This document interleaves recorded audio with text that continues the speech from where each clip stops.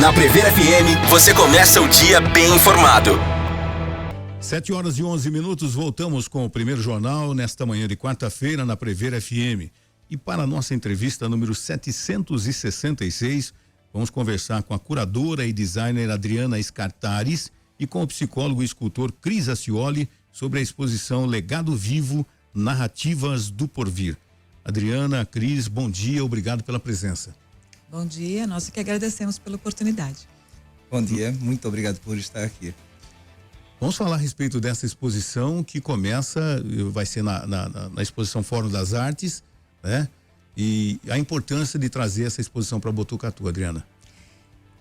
Eu acredito que uma exposição com esse caráter, com essa envergadura, é importante para qualquer cenário. Tá. E nós temos aqui uma parceria muito produtiva. A Pinacoteca Fórum das Artes, ela é um espaço que abre para artistas de uma forma tão receptiva, tão calorosa e tão competente, que fez todo o sentido nós fazermos essa exposição, especialmente para essa data. Ela é uma exposição já que começou a ser desenhada há pouco mais de um ano, e fizemos uma pesquisa durante todo esse tempo e estamos muito felizes com o resultado que vamos apresentar para todos da cidade. E ela vai ficar por um tempo interessante, começa amanhã, vai até fevereiro do ano que vem. Até 1º de fevereiro, com muitas ações, muitas visitas agendadas. Hoje temos 3 visitas já de grupos de estudantes agendadas. Que interessante.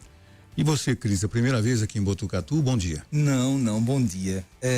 Já é a terceira vez que estou aqui. Nas anteriores também foi com... Nós temos um grupo, né, que é o Clube dos Artistas, e a Adriana é a diretora do grupo. E vez por outra ela está propondo, né, trabalhos para a gente participar. Dessa vez o diferencial é que eu faço parte da equipe pensante, digamos assim, do projeto. Eu faço parte da mentoria, né? O diferencial meu nesta exposição. E o título da exposição, né, Legado Vivo, Narrativas do Porvir, seria interessante a gente explicar para os ouvintes o significado desse título, né? A proposta de Legado Vivo, no primeiro momento, desde a concepção do título, é subverter um pouco a noção de tempo. Quando você fala de legado, normalmente você associa com algo que você vai deixar para o mundo. Se você fala de um legado vivo, então você ainda não deixou, você está em construção. E aí, quando você fala em narrativa, você narra, como é que você vai narrar algo que ainda não aconteceu? Então, ela já mostra qual a proposta da exposição, que é uma construção constante daquele legado que a gente quer para o hoje e para o amanhã também. Bem, nesse sentido, a construção do título. A exposição, ela está encaixada, né, nas comemorações do Dia da Consciência Negra, né? E isso que a Adriana traz me remete a uma coisa bem interessante, porque a arte africana, ela não é como a arte ocidental, que é acabada, né? Você tem uma peça que você faz, termina e você diz, está acabada, agora é para o mundo, né? A arte africana, ela tem um outro componente, que ela é uma arte muito religiosa. Aí, por exemplo, no voodoo, você encontra peças que as pessoas pregam prego, e aí vai pregando mais um prego. Então, aquela arte não acabou, né? Ela continua em construção. E de uma forma ou de outra, esse legado é um legado de construção, né? A gente vai fazendo essa construção no dia a dia, essa troca no dia a dia, aprimorando os conhecimentos no dia a dia, né? E as pessoas que forem visitar, no caso, porque normalmente quando você vai numa exposição, você tem opiniões diferentes, um entendimento diferente quando você vê uma obra ali. E no caso, quando você acabou de dizer que é uma arte teoricamente inacabada, né? Seria interessante também que as pessoas entendessem também o significado dessa obra também, né? Então, por exemplo, uma das minhas peças é uma peça que tem na base dela vários búzios, né?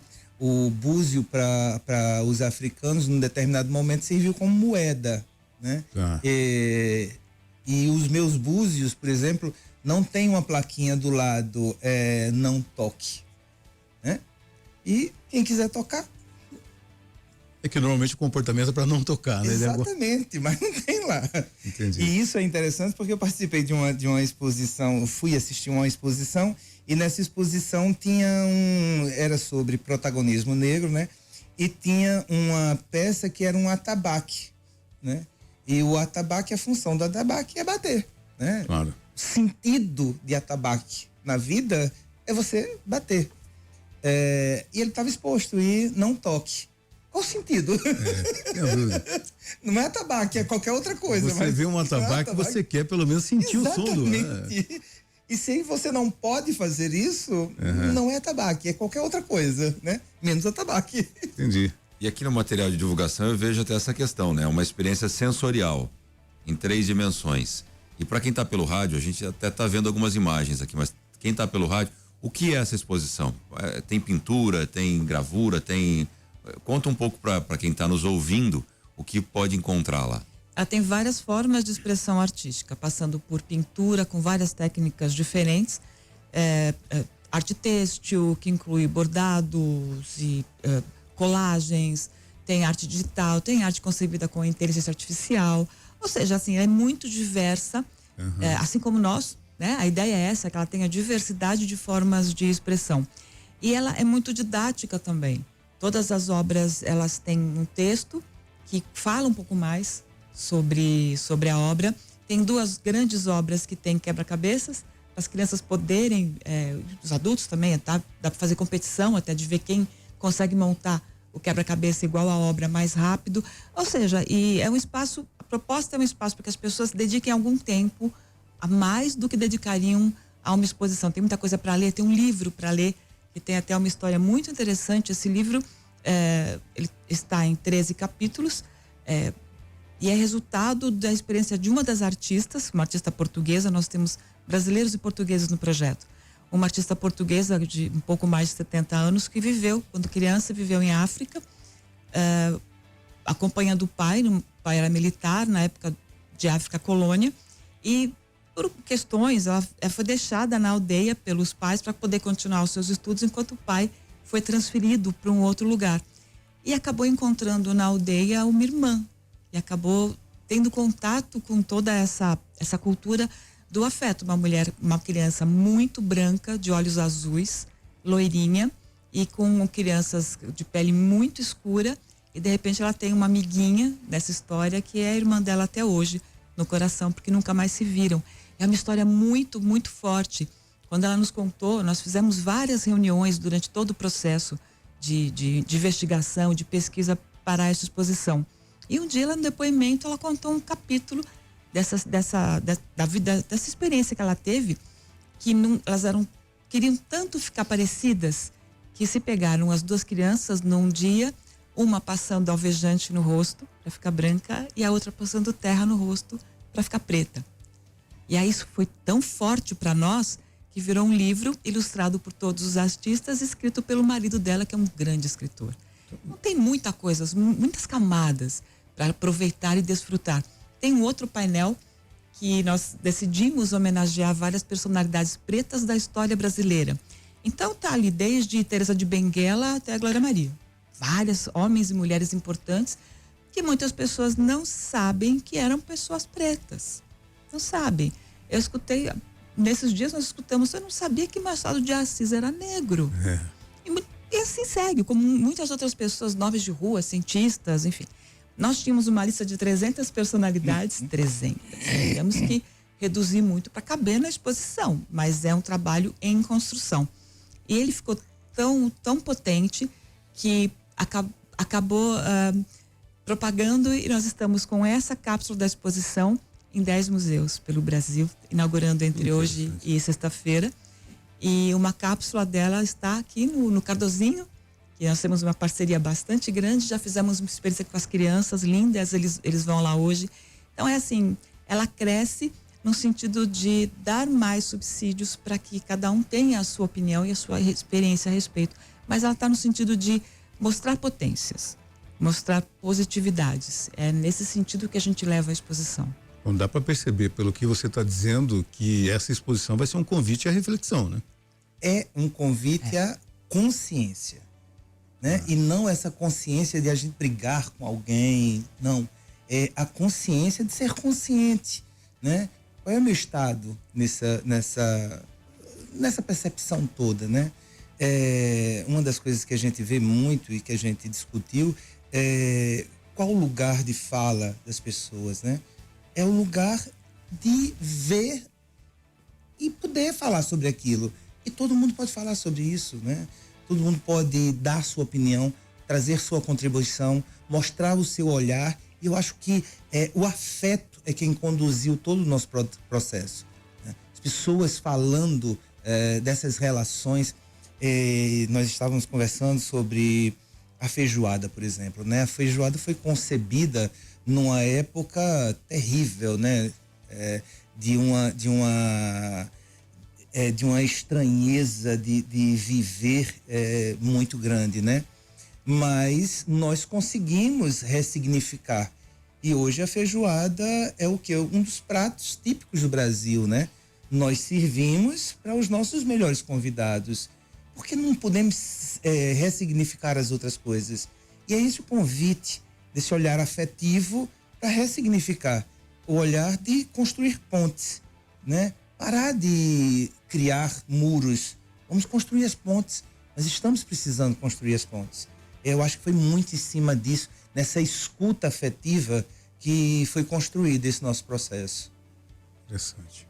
E a repercussão, vocês já tiveram uma exposição semelhante em outros locais. E qual é a repercussão quando as pessoas estão participando? Vocês percebem os comentários após a exposição? E como é que funciona para vocês? É gratificante? Como é que funciona? Se tem uma coisa que deixa o artista feliz, é ele ver alguém parado diante da obra dele. Não importa o que a pessoa esteja pensando, e se estiver pensando algo diferente do artista, é ainda melhor. Deixa eu falar uma coisa bem rápida. Essa peça aí é uma peça minha. Entendi. Uma das grandes experiências minhas de artista. Uma criança com 90 e quantos por cento de visão que ela tinha perdido? Ela tinha 2 ou 3% de visão. 2 ou 3% de visão. Ela segurando essa obra e de uma forma tátil, ela compreendendo a obra. Foi uma das... E falando da obra, que bonito, olha o nariz dela, olha... Cara, foi uma das melhores experiências da minha vida, entendeu? E ela tava lá, filmou e me mandou. Cara, eu chorava feito um besta. Eu sou de chorar. Aliás, ele tem chorado muito nos últimos dias. Entendi. Não, e você dizia então, né, que o comentário das pessoas, e de repente você percebe, se o artista tivesse, se você tivesse no momento que essa criança começou a tatear a sua obra, você iria se emocionar mesmo, né? Tô dizendo, só em ver o vídeo eu já tava chorando, imagina se eu estivesse lá. Você quer ver um artista feliz, deixa ele quietinho, no cantinho da exposição, observando alguém parado diante da obra dele. Porque o artista tem muitos... nós somos privilegiados. O artista é um privilegiado porque cabe a ele, de uma certa forma, fazer perguntas. E ele não precisa se comprometer com a resposta, porque a resposta vem do público. Então, ele dá o questionamento e cada um traz a resposta de acordo com a experiência que tem ou que quer ter. Então, isso é um privilégio, né, Cris? E quando a gente percebe que gerou em alguém um questionamento, ou uma vontade, ou uma outra percepção, realmente... É aquela coisa de você fala, eu sei porque que eu tô aqui. É esse momento que é o ápice para qualquer artista e pro curador também, viu? Quem busca as respostas, as explicações, é a ciência. Nós buscamos os questionamentos, né? As interpretações são individuais. Totalmente. Não tem nada a ver com o que eu fiz. Tem a ver com o que você viu, o que você sentiu, o que você passou, que pode, inclusive... está muito próximo do que eu pensei, mas é você, tem nada a ver comigo. E é normal ter esse tipo, essa diversidade de interpretações? É desejável. É desejável? Desejável. Quanto mais diversas forem, mais rico é o processo. É desejável. Então, engana-se quem pensa que o artista, ele espera que as pessoas entendam ou percebam aquilo que ele quis dizer. É um equívoco. Ele quer mais perguntas. Se de repente chegar uma pessoa com a opinião única do artista, falar assim, não deu certo isso aqui, né? Se tiver a divergência, realmente é que... Isso. São camadas que a gente sobrepõe e aumenta a riqueza do processo. Entendi. Mesmo quando são Estou antagônicas. aqui pensando nas provas de vestibular, do Enem, que levam textos, e a resposta tem que ser aquela, né? Eu concordo com vocês, eu acho que isso deveria ser estudado, porque não há uma resposta concreta, a interpretação é individual. Como é que você pode cobrar que todos os alunos, todos os estudantes tenham a mesma resposta para uma avaliação de uma arte? E eu tenho até um exemplo disso, tem uma escultura grande em Santos, né? Ali no emissário submarino, uma escultura bem alta mesmo, e na inauguração daquela escultura foi perguntada para a artista, né? Mas o que é? Ela perguntou de volta para a repórter: depende, o que você vê, o que você acha que é? Ela falou: me parece um pássaro. Então pronto, para você é um pássaro. É isso. Cada um tem uma interpretação, né? Tem essas brincadeirinhas, né, que o pessoal conta, diz que tem diz que isso foi verdade. Tinha uma criança que foi fazer uma prova e aí perguntaram, tinha um texto que era uma música e aí perguntaram o que é que o autor queria dizer com aquela frase da música. E aí, desculpem, o menino disse lá qualquer coisa e tomou reprovação, só que o autor da música era vizinho do menino, né? E aí o autor foi um belo dia na casa, né? E a mãe perguntou: cara, o que é que você quis dizer com aquilo? Você não quis dizer nada, era uma coisa que eu estava vendo na hora e eu estava escrevendo a música e o menino foi reprovado porque ele tinha que dizer o que o cara estava. E nada a ver, entendeu? Porque assim, às vezes você coloca um pedaço na obra porque você precisa encaixar alguma outra coisa. Não tem nada com muito planejado, muito arquitetado, muito... O conjunto como um todo tem a ver com você. Mas detalhes do detalhe não é bem assim, né? É de cada um, né? Entendi. É o detalhe que você viu, que você pensou, que você viveu, vivenciou aquilo, e aí você traz no seu olhar. Não, então eu tô vendo, ali é um passarinho. É igual ver nuvem, né? Exato. Cada um vê o que quer. Deforme nuvem, né? Mas daí tem um que vai lá e fala: eu tenho que ser igual ao que eu penso. Aí é complicado. É complicado. Precisamos rever isso. Isso. Quem for que está vendo ali na nuvem aquele determinado, não é, né? Na opinião de cada um, né? E existe um movimento nesse sentido, né? A gente percebe hoje muitos educadores conduzindo o processo dentro da interpretação e das experiências artísticas, muito nesse sentido de provocar percepções, de olha, traz de volta, interprete isso. E aí você vai aumentando o repertório do estudante.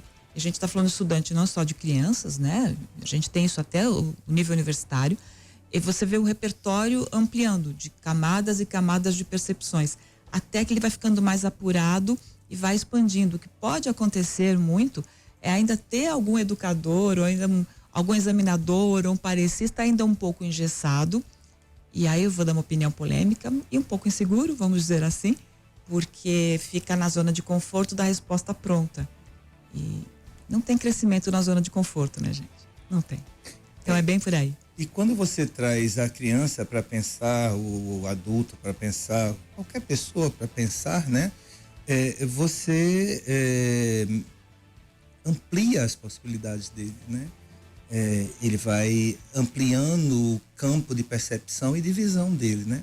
Quando você vai dando respostas prontas, você vai criando pessoas obtusas, né? Que só tem uma resposta, só tem um centro. Então, se é a resposta pronta, alguém já pensou, não preciso mais de você, né? Eu preciso de você quando você tem essa possibilidade de gama de percepção para criar novas respostas, né? Novas possibilidades, novos por vir, né?